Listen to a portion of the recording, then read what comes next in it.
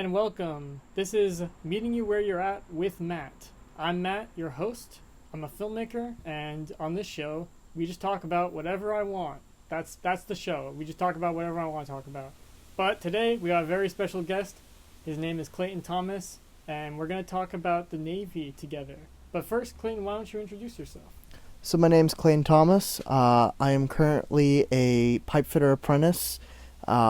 Formerly, I was in the Coast Guard for 4 years, and there I worked as a damage controlman, which was a maintenance position, jack of all trades, to sum it up. Did a little bit of welding, plumbing, carpentry, really depended where you went, but did that for a few years, and now I'm here. Awesome. So yeah, the reason I brought you onto the show is because I just wanted to talk about the Navy with someone. I heard about this situation.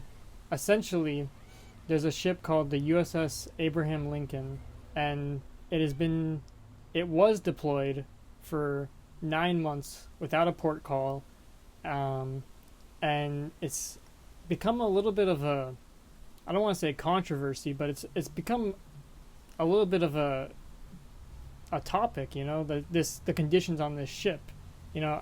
First I want to know what you've heard about, conditions, and then I can tell you what I know, and then we can kind of discuss.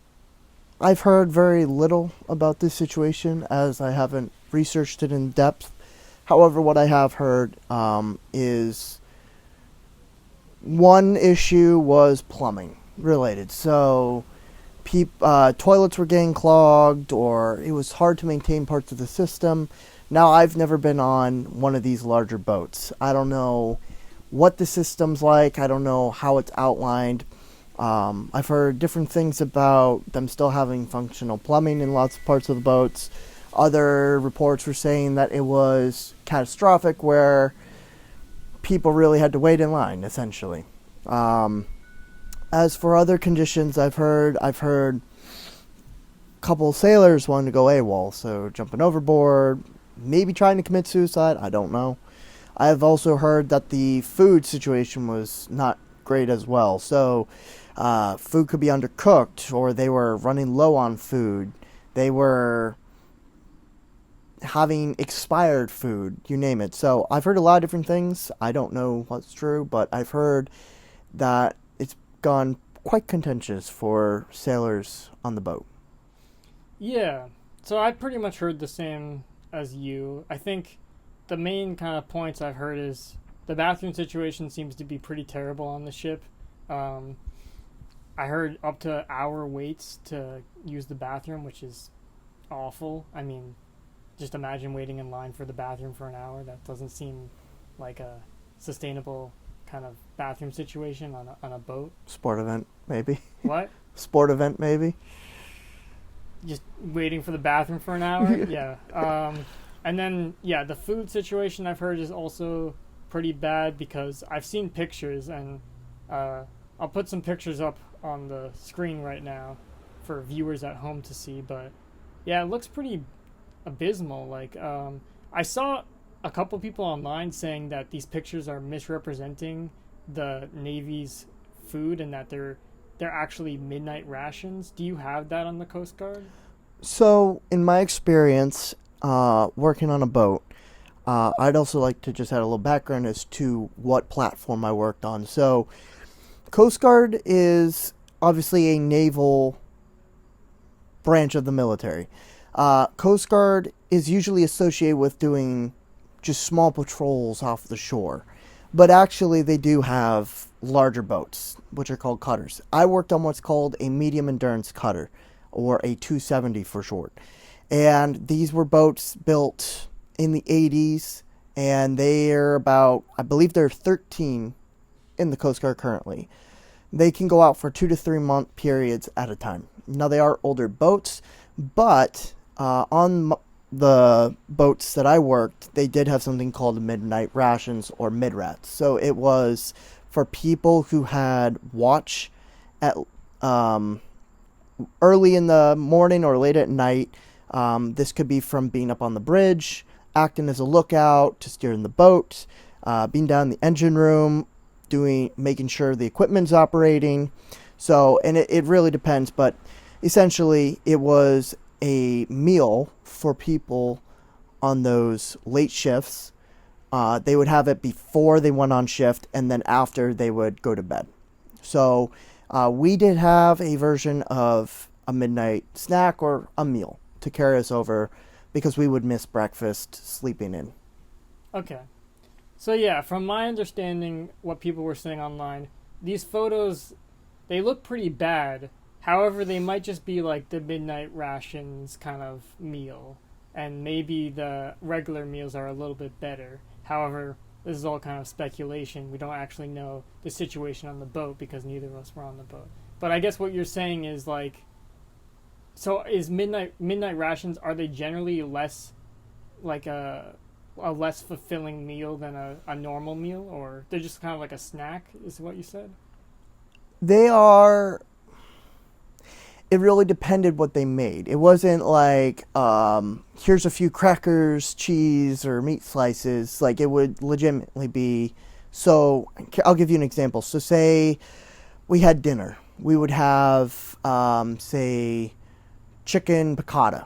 And then they would give us rolls, and might either come with like mashed potatoes or pasta, right? So there would usually be 3 or 4 main things on your plate. A mid-rats was more like one main thing and a small side. So it could have been anything from sausage and pancakes, or it could have been pasta with a roll. So it was still enough to carry you over, but it wasn't as big as dinner or lunch. So it wasn't for some it could be a snack, but it was still enough to carry you over. Okay. I do kind of want to show you a picture, because now I'm curious whether this is mid-rats or not, but... I also feel like it should be important to note, too, I feel that Navy and Coast Guard, they may have similarities, but there's also quite a few differences, too. I'm not speaking on their behalf. Would this be a mid-rats, or is this like... That would be a very small mid-rats. Okay. What's that thing in the middle? I don't even know. Is that supposed to be silverware or like some sort of... I think that's meat. Like that? If that's meat, that looks like an expired piece of ham. Let's look at some more pictures. I'll put these up on screen for everyone at home, but would this be mid-rats at all? From what your experience in the Coast Guard, I guess it's different in the Navy, but... That's what I was getting at, is depending on like Navy and Coast Guard, it could be very different. I'm not officially speaking for them, obviously, but I would say a little bigger than that for sure. A little bigger than this. That definitely seems ration for sure. So even if these were mid-rats, as people claim they are, that, in your experience in the Coast Guard, that would be a pretty small mid-rats. That would be a pretty small portion. We have gone small portions before, but usually it was because we had to ration. But it was, at least in my experience, not common. And usually we would go in port every few weeks to resupply fuel, to get more food, and then go back out to sea. Or if we couldn't, they would have a delivery brought to us. So they always stockpiled it. I don't know how often the Navy has to do it, especially if they can't go into port and they're in a very critical position. I imagine they would have people come out to them, like a cargo boat of some kind would come from port and meet them halfway. So if what I just saw is what's happening, my guess is they'd have to either really ration the food or the cooks did not care. Okay, so... is my educated guess. So even if that was midnight rations, it's pretty small rations. But if that's the meals, that's kind of... Wait, would you say that's kind of... That would be very, very tiny, at least in my experience. Yeah, it would be very tiny. Yeah. And I know there are standards that cooks have to follow. Like there's... in how you serve it, portions, but what those are, I do not know. Okay. No, this is all very interesting because I didn't know anything about kind of meals on a Navy ship or a Coast Guard ship. So It might be something you could. There might be public databases on it. Like you could look up. It's called a memorandum or something. It's a document. They might have outline guidelines for particular schools. I do know you can find a lot of that information on the Navy website, Coast Guard website, or whatever website you're looking for information on that particular branch. But cool. So I did want to talk a little bit about the people jumping overboard because that seems pretty extreme. And for the record, Pete Hegseth, I think Donald Trump, a couple other people have denied this even occurring. So they're saying that this is just straight out a lie. However, there are reliable sources within, the Navy that say otherwise. Like a lot of sailors and their spouses say that this has actually been happening. So whether you want to believe Pete Hegseth and Donald Trump, I guess that's up to you. But historically, I mean, at least Donald Trump has not been the most accurate of people to, relay the news, I guess you could say. I mean, have you ever heard of something like people jumping overboard in the Coast Guard? Has that ever, did that ever occur when you were in the Coast Guard? I never met anyone or never experienced having to rescue a person from our crew. And I was never in a position or a job where I had to get on one of those smaller boats to perform a search and rescue. So I never knew anyone personally that jumped overboard. I have heard it's happened, but in my experience, no.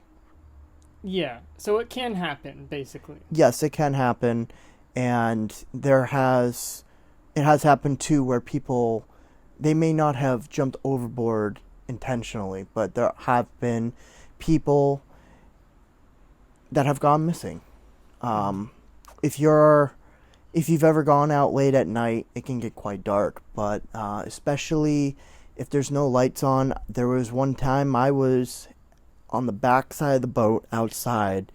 We were getting ready for some operations, and it was so dark, I put my hand out in front of me, and I could not see my hand. It can get that dark, and those situations can lead to people, if they don't have a life jacket or one of those location devices on, it can happen where you are stranded and people have gone missing. So that is something that has happened as well. Okay. So it's possible that people have gone overboard on the USS Abraham Lincoln. I guess we'll say it's rumored but unconfirmed. There are people that say that it didn't happen. There are people that say it did happen.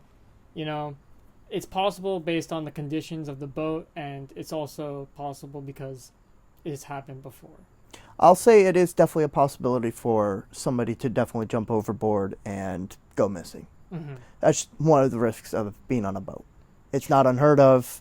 It even happens to people who are just fishing charters, going out personally. Boats go missing, they can't find people. Happens. I don't know how frequently it happens, but there is always that possibility for sure. For sure. I did want to talk a little bit about the deployment time because, so from what I've heard, deployment times of 9 months isn't unheard of. However, a 9-month deployment time without any port calls is kind of uncommon. I heard, and I have to fact check this because I'm not exactly sure if it's true, but I heard that this deployment, the USS Abraham Lincoln, is the longest a Navy ship has been deployed without a port call since the Vietnam War, which seems pretty, intense, I guess you could say. That seems so this is a long time, and this is not normal for the U.S. Navy, I guess. It definitely,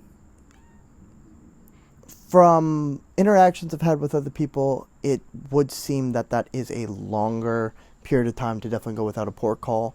From my understanding, I believe that they have a port call. I don't know if it's every month, but I do know that they do have port calls to break up that long period of time. However frequent, I don't know. They might plan it, and then something happens, and then they have to push it back. But going 9 months without any port calls is definitely a long time, and is not the norm to my knowledge, if Okay. that is indeed the case. We'll put it up on the screen if that's the case. Again, I'll fact check this all in post. Just put up a green check mark if it's true that they are deployed for 9 months without any port calls. Put a red X if no, that's not true, and I'll put up a citation of what actually happened. I personally don't know how the Navy operates with that particular situation. Because I imagine Navy boats are a lot larger than Coast Guard boats. Absolutely. So you could probably go a lot longer without a port call. That's not to say Coast Guard doesn't have big boats. They do have boats that go to 300-400 feet. They have the icebreakers. But considering the Navy, their boats, even their smallest boats, are the size of some of our biggest boats. So they are much larger. Mm-hmm. Yeah, I heard there's at least 5,000 people on the USS Abraham Lincoln. So it's a lot of people. Mm-hmm. Yeah. I heard a story, too, where somebody was stationed on a carrier. Who it was, I don't know. It was a friend of a friend situation, but they knew somebody that was on a carrier, and then apparently their cousin, who also served, was on the same carrier for those 2 whole years, and then they found out, after one of them left, I believe, that they were on the same boat. And they're so large that you could go by somebody, or you will always meet new people. You will never meet everyone on that boat. Mm-hmm. All right. I want to talk a little bit about morale. So, I think the main reported thing about this story about the USS Abraham Lincoln is that the crew's morale is at an all-time low. Basically, they're currently either they're on their way back or they are back, but they're being switched out with another ship because basically morale is just very low, and they're coming back. So I just want to ask you about your experience in the Coast Guard. Was there ever any points during out at sea where you felt like there was low morale? What caused it, or was there anything that brought morale back up? What's your experience with morale in the Coast Guard? Absolutely, there were both highs and lows for morale. The biggest morale any sailor can get is going home. The news of going home. But when it's the first few weeks, at least for us, since we were out for 2 or 3 months, the first few weeks, in my opinion, were the hardest to get through. You're getting used to the routine again, a lot of people were seasick. One big morale was obviously what we call the port calls, going into a new place for a few days. When we were in the middle of a deployment, there was a few weeks or a while till our next port call. A big area of morale was the food. Food is always a big morale, having good food. So if you have really good cooks, always applaud them. They work very hard. Others was the ability for people to call or to text or email. So there were rare times where we were off the coast of the States and we could actually get signal. However, this is also a very limited piece of morale sometimes because you couldn't always have that luxury or privilege due to the mission and revealing your location. But one of the other things that I saw a lot of people do, and I included, was games. So we had access to TVs. People would bring their game consoles. There were board games too, deck of cards, anything you could think of. So video games, movies, that was also a big point of morale as well, was keeping that alive. Our crew did game nights. So I think every week we would do something. Sometimes they did bingo. One patrol, they even did a Dungeons and Dragons campaign. Didn't last too long. things were busy, but that was fun. Very first time for me trying it as well. And then other games that people did, Smash Bros. Was a big one on the boat. So games, TV, movies, reading, anything that somebody could bring on was a big point of morale. As for low points of morale, I'd say the worst one that any sailor would hear is we're being extended. So say you went out for 6 months and then you find out, hey, they're going to keep us in this area for 2 extra months. That's a long time. Yeah. And you get excited, kills your morale. So it's usually where the food would come in. I've heard people would make a really nice, the cooks would make a really nice meal for everybody. You hear it traditionally, crab, lobster, steak. Personally, I've never experienced that. I never got extended. We always were pretty close to our dates, maybe extended a week or got back home early a few days. But the biggest one is food over the long run, and the biggest killer is extensions. So, yeah, from what I'm hearing, I think a big contention of like low morale is just not knowing when you're going to go home. Mm-hmm. And I feel like that had to be a big factor in the low morale for the USS Abraham Lincoln because, I mean, we can address the elephant in the room. Like, the Iran war is kind of an enigma in the fact that we don't know when it's going to end, and we don't know what the objectives are really, you know? We're there, we're doing stuff, and, you know, I think a lot of sailors probably on that ship, you know, they obviously believe in what they're there for, but they also know, like, they're there for an indefinite amount of time, you know, that they don't know exactly when they're going home, so that could have been kind of part of it. I mean, what do you think, like, the specifics of the Iran war kind of might have, you know, added to the low morale of the situation? Just the circumstances of the Iran war absolutely contribute to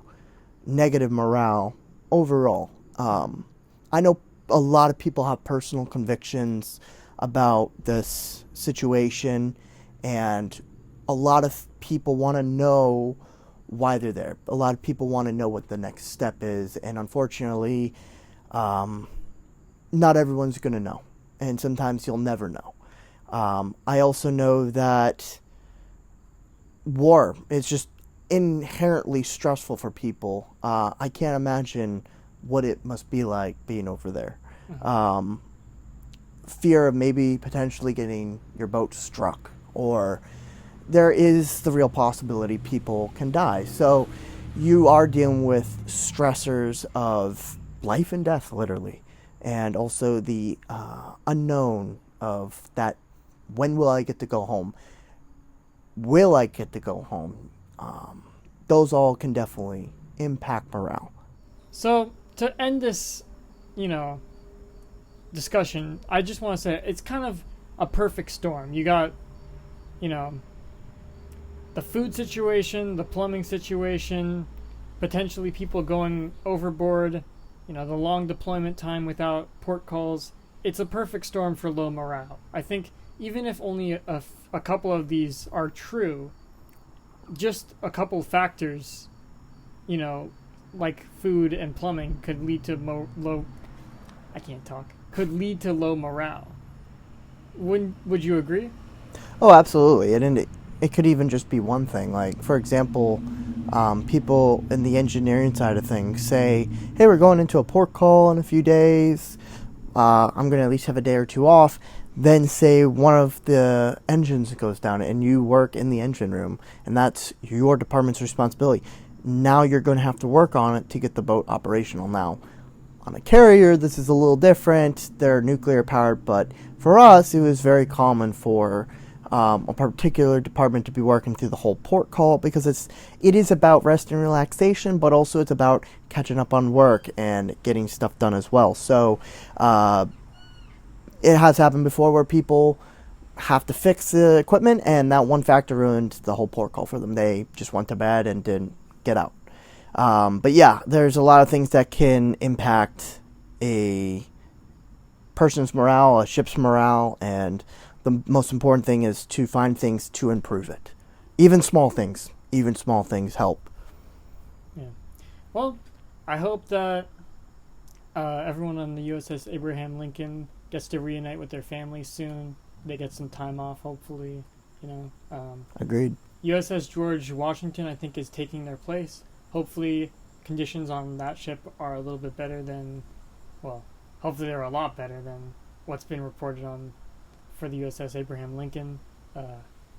Wishing well to all sailors out there. Saying my wish well to all the sailors. Speedy return, safe return, and safe deployment to the people on the Washington or whatever boat is taking their place. All right. That's going to be all for this episode. Thank you for watching, and see ya.